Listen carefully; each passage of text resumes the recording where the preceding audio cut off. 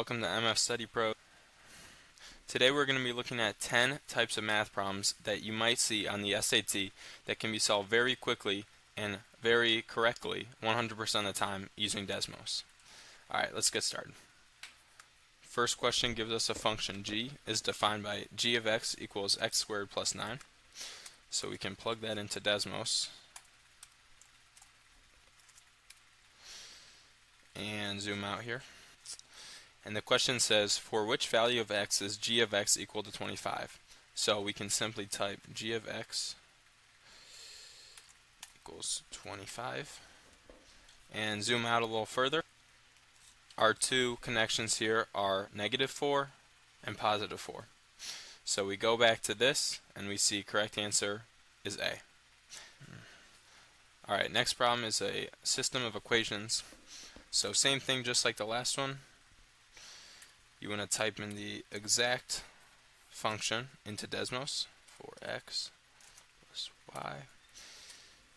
You do not have to get it into y equals mx plus b form. So now we have it on our graph.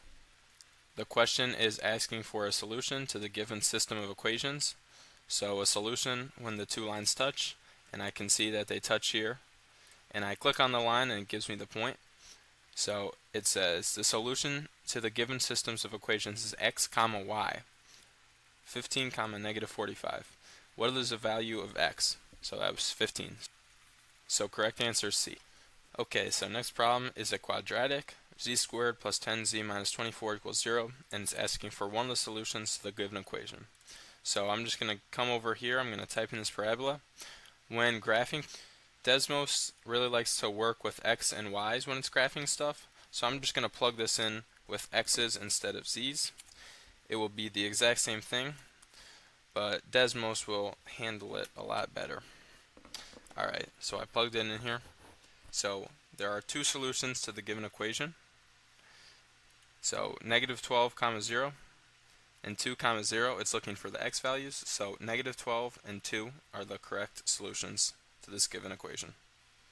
Okay, next problem here, it's asking which expression of the following is equivalent to 6x to the 8th y squared plus 12x to the 2nd y squared. Okay, so if you guys have a decent understanding of what it's asking here, you can pull out the greatest common factor, factor it, and then see which of the following is correct, or to get it 100% right, and if you have a little bit of extra time, you can plug it into Desmos and you can make sure you are right 100% of the time, and I'm going to show you guys how. Okay, so we have the original expression typed in here, and it's not equal to anything, so it will not put a spot on the graph. So I like to set this equal to something. It can be any number. If you pick a lower number like 0 or 1 or 2, those are pretty frequent numbers, and just by coincidence they can happen to equal an incorrect answer. So instead I like to pick a random number. Let's go 13.2. Okay, so now we have our graph. Now we want to go through each of the answers and plot each one equal to 13.2 and see which one lines up with the original black graph here.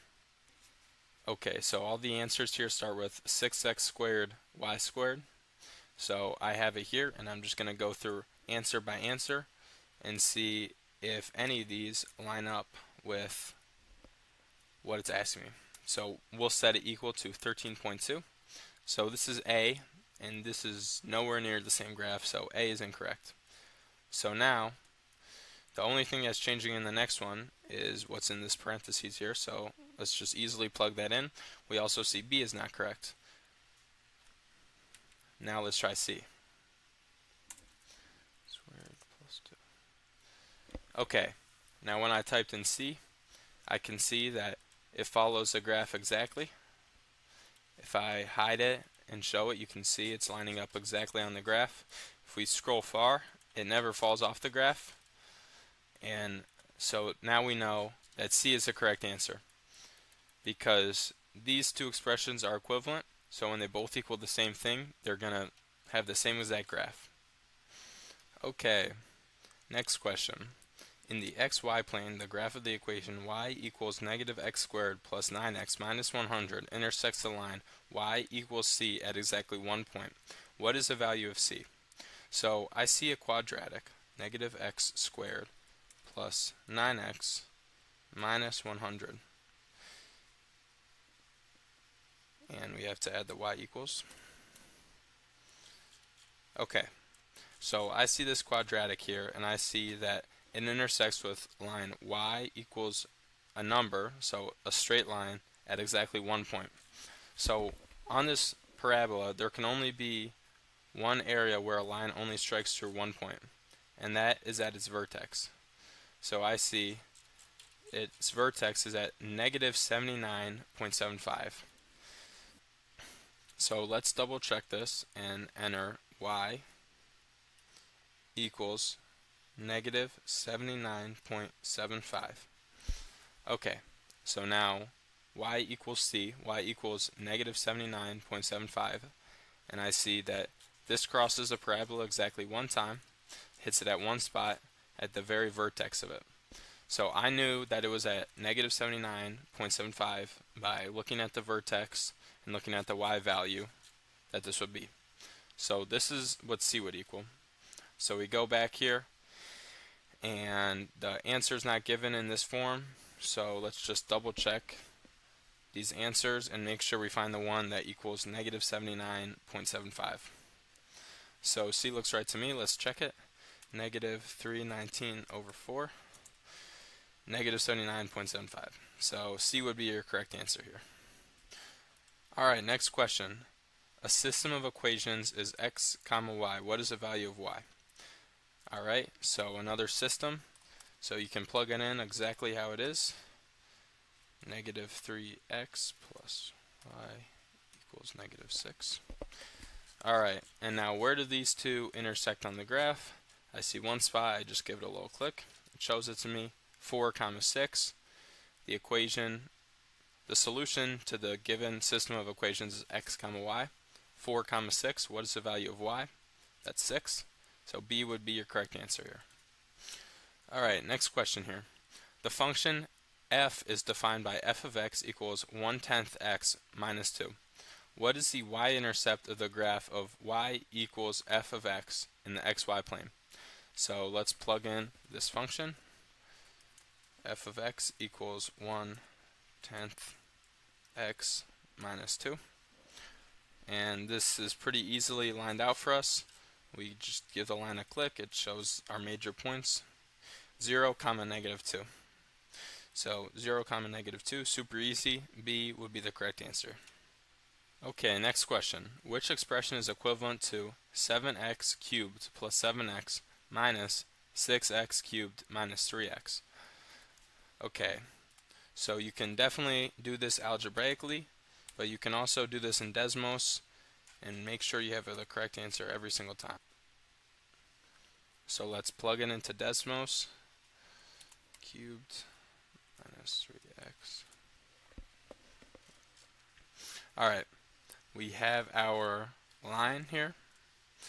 Let's plug in all these and see if they work.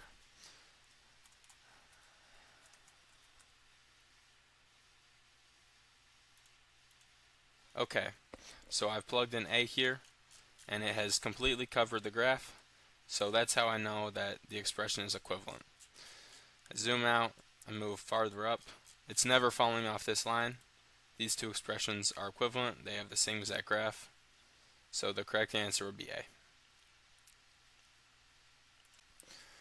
Okay, next question. The function p is defined by p of n equals 7n to the third. So let's put that in Desmos. Third. Okay, we have an in Desmos here. What is the value of n when p of n is equal to 56? So this is super easy. You can do this in 1 second in Desmos. P of n is equal to 56. Alright, let's go find where this is on the graph. Here it is. Just give the line a click. Dot is highlighted, 2 comma 56. So what is the value of n? So that's looking for the x value because it's right here. So the x value is 2. So the correct answer here would be A. Okay, the last problem I'm going to be going over is an inequality problem here. So, an event planner is planning a party. It costs the event planner a one-time fee of $35 to rent the venue and $10.25 per attendee. The event planner has a budget of $200. What is the greatest number of attendees possible without exceeding the budget? Okay, so let's plug in here. Has a budget of $200, so 35 of the initial fee plus $10.25 per attendee. This has to be less than or equal to 200. So we can plug this in here. So this is the most that they are able to spend. It must be somewhere in this area. So not too much of an inequality, but this is honestly all the information I need here, because now I can scroll. I can see that the most amount of attendees is 16, because the answer it's spitting out is 16.09 is the maximum I can have before going over the budget, and obviously I can't have a fraction of a person, so the most I would have is 16. So the correct answer would be 16. Alright, thank you all for listening. I hope this gives a quick overview of when to use Desmos and how to easily use it to solve a ton of math problems super quickly. Thank you guys for listening. I'll see you in another video. Bye.